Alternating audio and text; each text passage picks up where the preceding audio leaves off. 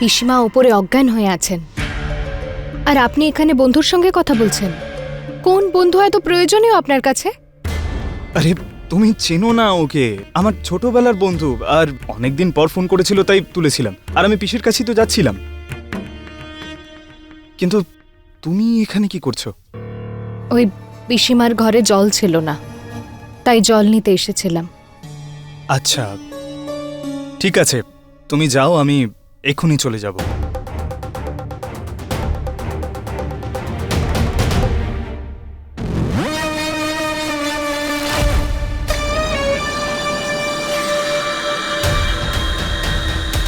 তাছাড়া মিথ্যাটা তো তুমি ভালোই বলো। এবার আসল কথাটা বলো আর জানাও যে আয়ুষ্মান কোথায়।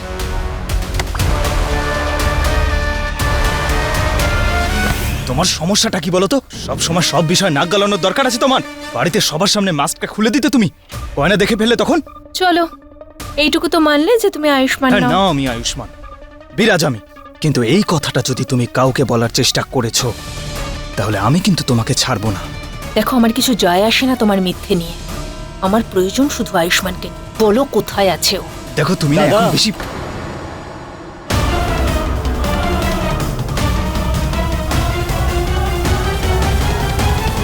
তোমরা এখানে কি করছো?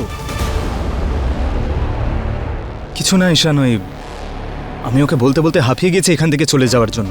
ও তো আমার কথাই শুনছে না। এবার তুই বোঝা ওকে। আমি আলিয়ার সঙ্গে কথাই বলতে চাই না। আলিয়া, তুমি এসব কি করছো? আর তুমি কেন মানতে পারছো না যে দাদার তোমার সাথে কোনো সম্পর্ক নেই? ওর সাথে গয়নার বিয়ে হয়ে গেছে আর ও গয়নাকে মন থেকে ভালোবাসে। তাই প্লিজ তুমি ওদের জীবনে ঢোকার চেষ্টা করো না। ঈশান, না, তুমি আমাকে ভুল বুঝছো। আমি তো এখানে পিসিমার অবস্থার কারণে আছি। আমি ওনার কথা চিন্তা করি। দেখো, আমার থেকে ভালো তুমিই জানো যে তোমার উদ্দেশ্যটা কি। আর আমি আশা রাখবো যে তুমি ওইসব কিছুই করবে না যেটা আমি ভাবছি।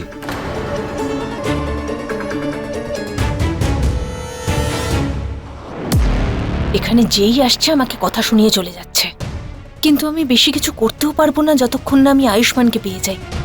আর এই এক বিরাজ যে সব সময় আমাকে ইগনোর করে চলে যায়। কি করব, কিভাবে পাবো আমার আয়ুষ্মানকে? আরে বৌদি, বৌদি। ও ঠাকুরপো, হ্যাঁ, দিদি ঠিক হয়ে যাবে তো? হয়ে যাবে বৌদি, হয়ে যাবে।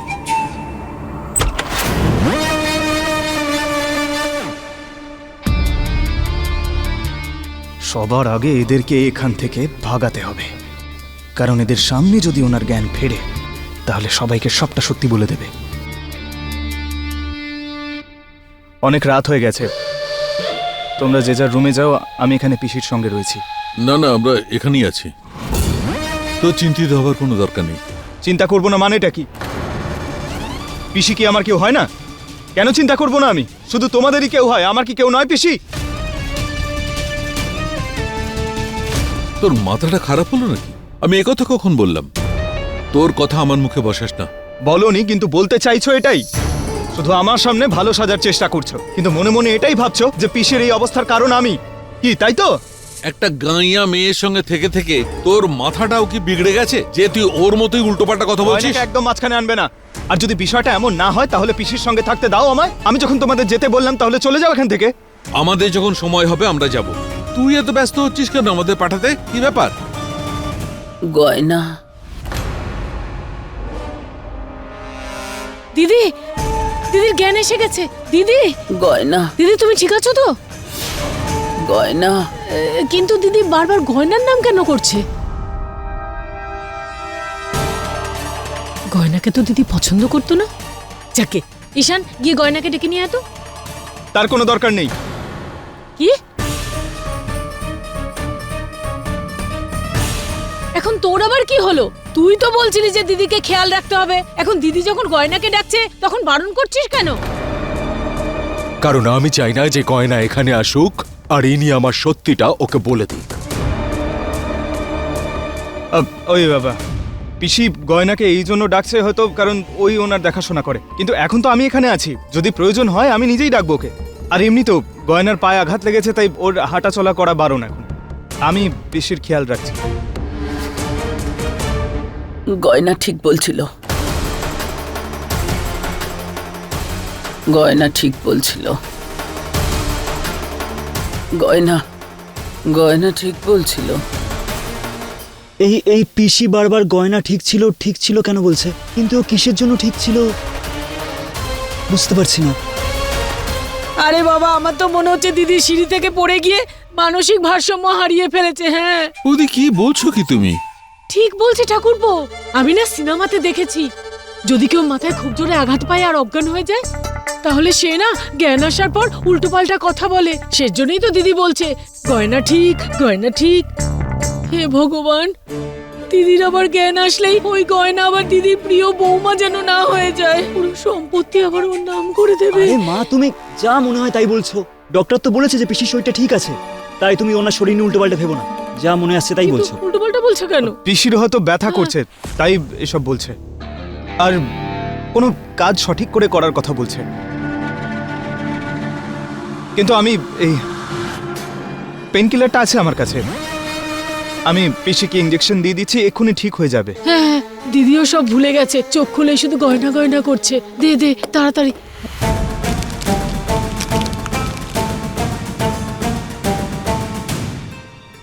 একবার এই ইঞ্জেকশনটা যদি দিয়ে দিই, তাহলে চাইলেও আর কখনো আমার সত্যিটা কাউকেই বলতে পারবে না।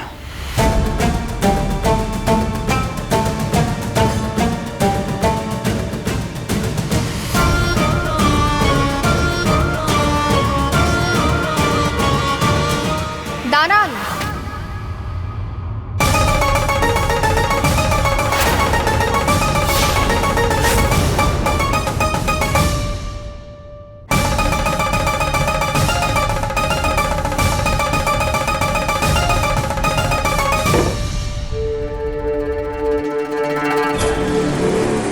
আপনি এটা কি করছেন? পিসিমার জ্ঞান যখন ফিরে আসছে তাহলে আপনি ইনজেকশন কেন দিচ্ছেন? আর এমনিতেও ডাক্তার বলেছেন যে ওনার জ্ঞান ফিরে আসবেন, বেশি আঘাত ওনার লাগেনি, তাহলে ইনজেকশন দেওয়ার কি দরকার? যা কোনো একটা বুদ্ধিমানের মতো কথা বলেছে এই মেয়েটা। আমিও তাই ভাবছিলাম যে দিদি যখন নর্মাল হয়েই যাচ্ছে তখন ইঞ্জেকশনের কি দরকার।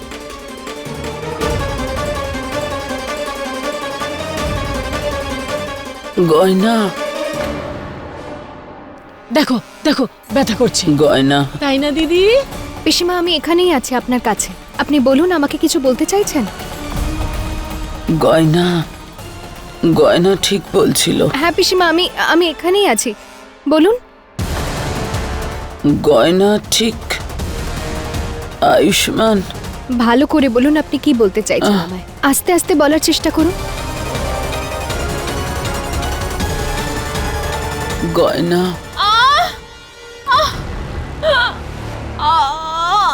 আলিয়া, কি হলো? ভীষণ পেট ব্যথা করছে, এত ব্যথা করছে যে সহ্য করতে পারছি না। আলিয়া, একটা কাজ করো, তুমি বসো, আমি তোমার জন্য দেশি কাঢ়া বানিয়ে আনছি, ওটা খেলে তোমার একটু ভালো লাগবে। তুমি থামো, ওর ওষুধের দরকার, তোমার টোটকার নয়। আমি দেখছি।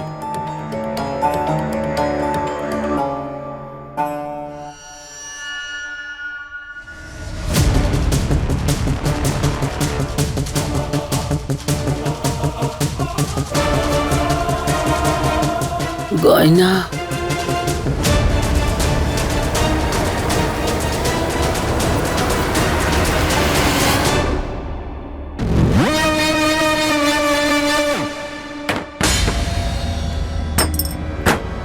এসো আলিয়া, এসো বসো। হ্যাঁ, এখানে বসো। বসো এখানে।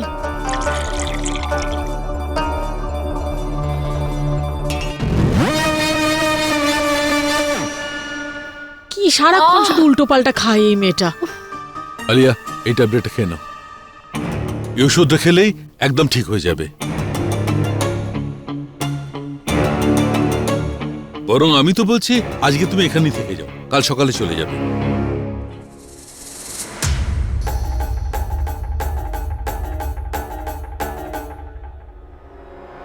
পিসিমা, পিসিমা আবার অজ্ঞান হয়ে গেলেন।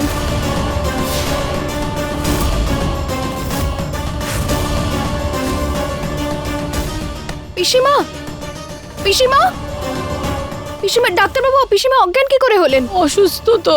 পিসিমা, আমি তো আগেই বলেছিলাম আমাকে ইঞ্জেকশনটা দিতে দাও, কিন্তু আজকাল তোমরা আমার কথা তো শোনো না। এখন দেখো কি হলো। কিন্তু এখন কি করব? ভয় পাবার কোনো কারণ নেই, পিসি এখন ঘুমোচ্ছে। আর এমনিতেও এই অবস্থায় যত বিশ্রাম নেবে ততই ভালো। তাহলে ঘুমোতে দিও ওনাকে, সবাই যাই এখান থেকে। ঠিক আছে, চলো। তুমি এখানে কি করবে? চলো নিজের ঘরে।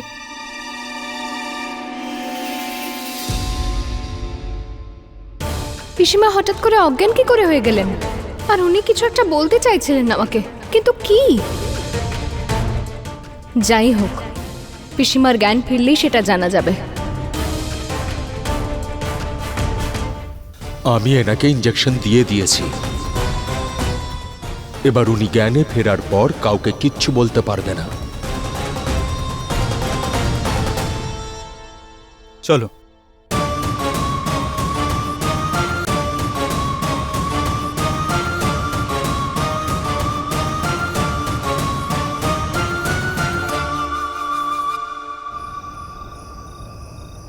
বিরাজকে তো আমি সাহায্য করলাম যাতে ও সত্যিটা বাইরে না আসে, কিন্তু ও কি আমাকে সাহায্য করবে আয়ুষ্মানকে পাওয়ার ক্ষেত্রে? যা কিছুই হোক, আমাকে কাল সকালে ওর সঙ্গে সামনাসামনি কথা বলতেই হবে। জিজ্ঞেস করতে হবে যে, মা তুমি এখন এখানে? আমার কথা থাক, তুই শুধু এইটুকু বল, তুই এখানে কি করছিস? আরে এই বাড়ির মানুষগুলোর জন্য তোর সারাটা জীবন নষ্ট হয়ে গেছে, আর তুই এখন ওদের নিজের ভাবছিস? মা তুমি তো জানো আমি এখানে শুধুমাত্র আয়ুষ্মানের জন্য আছি, আর আয়ুষ্মানকে পেতে হলে আমাকে এখানে থাকতেই হবে। মা প্লিজ যাও, অনেক রাত হয়ে গেছে। আমি তোকে এখান থেকে না নিয়ে কিছুতেই যাব না। তুই যদি আমার সাথে না যাস তাহলে আমি এক্ষুনি আয়ুষ্মানের সাথে কথা বলবো। ও কেন তোকে একা ছেড়ে দিচ্ছে না? আয়ুষ্মান, আয়ুষ্মান, আয়ুষ্মান, আয়ুষ্মান! মা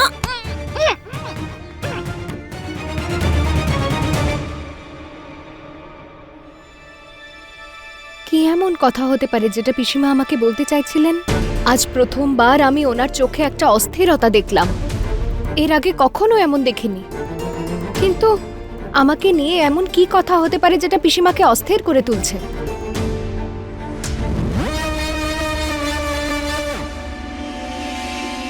ডাক্তারবাবু, আমি আপনাকে একটা কথা বলি। আমি একটা কথা না কিছুতেই বুঝতে পারছি না। পিসিমা আমাকে কিছু একটা বলতে চাইছিলেন কিন্তু বলতে পারলেন না। কিন্তু পড়ে যাওয়ার আগে আপনি ওনার সঙ্গে ছিলেন, তো পড়ে যাওয়ার আগে কি উনি আপনাকে কিছু বলেছিলেন যে উনি আমায় কিছু বলতে চান? তুই আমার ছেলে নৌস, একটা শয়তান, আর আমি তোকে তোর এই নোংরা কাজে সফল হতে দেব না। আমি গয়নাকে সবকিছু বলে দেব এক্ষুনি। না, এমন কিছুই বলেনি আমাকে। এটা কি করে হতে পারে ডাক্তারবাবু? উনি পড়ে গিয়েও আমাকে কিছু বলতে চাইছিলেন। এমন তো তখনই হতে পারে যখন মানুষ খুব গুরুত্বপূর্ণ কিছু বলতে চায়। এখন ঘরের মধ্যে উনি আমার নাম ধরে ডাকছিলেন।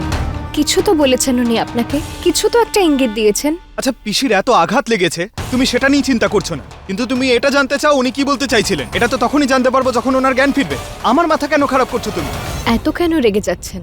আমি তো আপনাকে শুধু নিজের মনের কথাটাই বলছিলাম।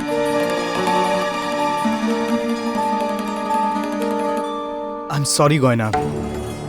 আসলে পিসির এই অবস্থা দেখে এই জন্য আমার একটু চিন্তা হচ্ছিল আর আমি রাগ করেছিলাম। এবার চলো আমরা ঘুমিয়ে পড়ি। আমি খুব খুশি গয়না যে কাল থেকে আমরা আমাদের জীবনের নতুন শুরু করব।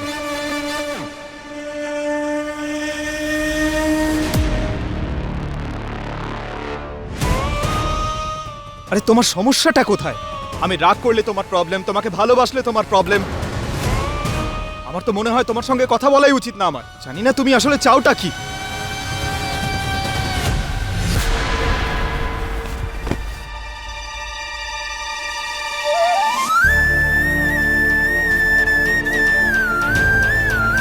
আমি কথা দিচ্ছি গয়না,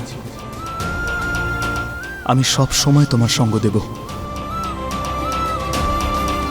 কখনো একা ছেড়ে যাব না তোমায়। আরে তুমি কাঁদছো কেন?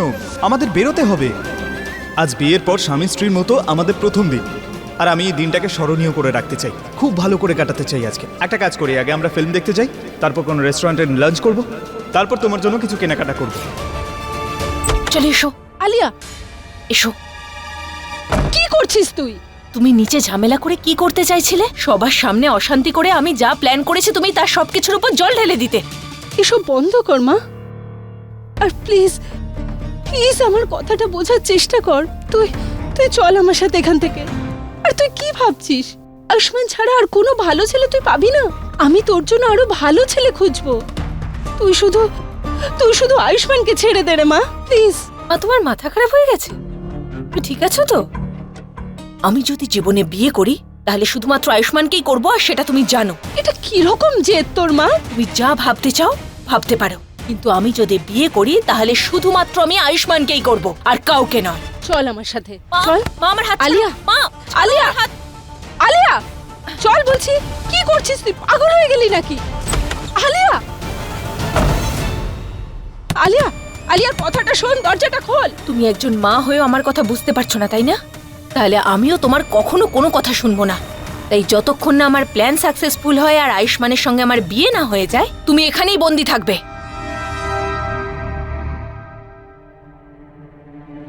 আমি বারবার চেষ্টা করছি যাতে আমার মনে এই সন্দেহটা না আসুক যে এটা আমার ডাক্তারবাবু নয়, কিন্তু বারবার উনি এমন কিছু করছেন যাতে আমি ভাবতে বাধ্য হচ্ছি যে এ আমার ডাক্তারবাবু হতেই পারে না। কি করি আমি কিছুই বুঝতে পারছি না।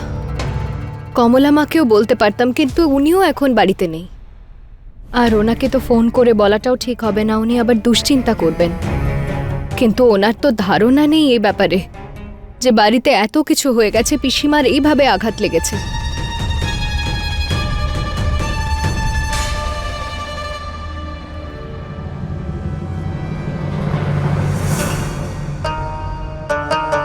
পিসিমাকে গিয়ে একবার দেখে আসি উনি এখন কেমন আছেন।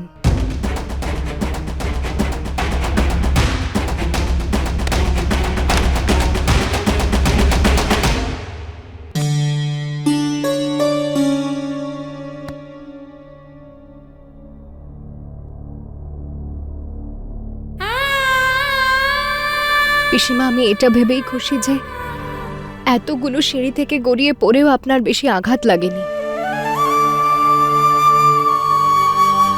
কিন্তু জানি না কেন আমার একটা কথা খুব অস্থির করে তুলছে, যে অজ্ঞান অবস্থাতেও পিসিমা আমাকে বলতেটা কি চাইছিলেন? এমন কি গুরুত্বপূর্ণ কথা যে পিসিমা এত খারাপ অবস্থাতেও আমাকে বলতে চাইছিলেন?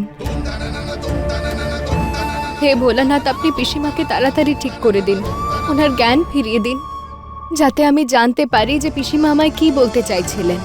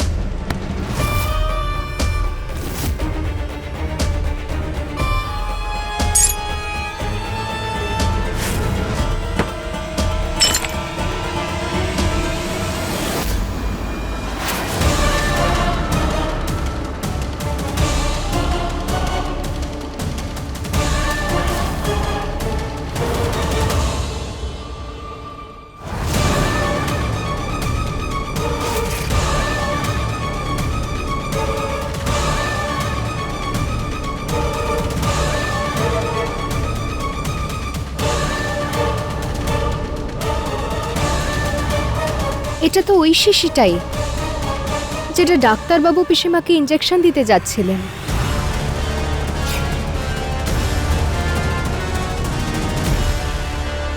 দাঁড়ান! কিন্তু আমি আর বাবা তো ডাক্তারবাবুকে বারণ করেছিলাম ইঞ্জেকশন দিতে, তাহলে এই খালি শিশিটা এখানে এর মধ্যে কেন পড়ে আছে? তার মানে ডাক্তারবাবুকে বারণ করার পরেও উনি পিসিমাকে ইঞ্জেকশনটা দিয়েছেন। আর এই ইঞ্জেকশনটা দেওয়ার কারণেই পিসিমা আবার অজ্ঞান হয়ে যাননি তো? আমি তো বিশ্বাসই করতে পারছি না যে ডাক্তারবাবু আমাদের সবার থেকে লুকিয়ে পিসিমাকে ইঞ্জেকশনটা দিয়েছেন। কিন্তু আমার ডাক্তারবাবু তো এমনটা করতে পারেন না। এটার তাহলে একটাই মানে, যে ও আমার ডাক্তারবাবু নয়। এই নাও তোমাদের সবার জন্য গরম গরম চা। হ্যাঁ হয়ে যাবে, থ্যাংক ইউ। দাঁড়ান, আপনার এই চাটা খেতে পারেন না।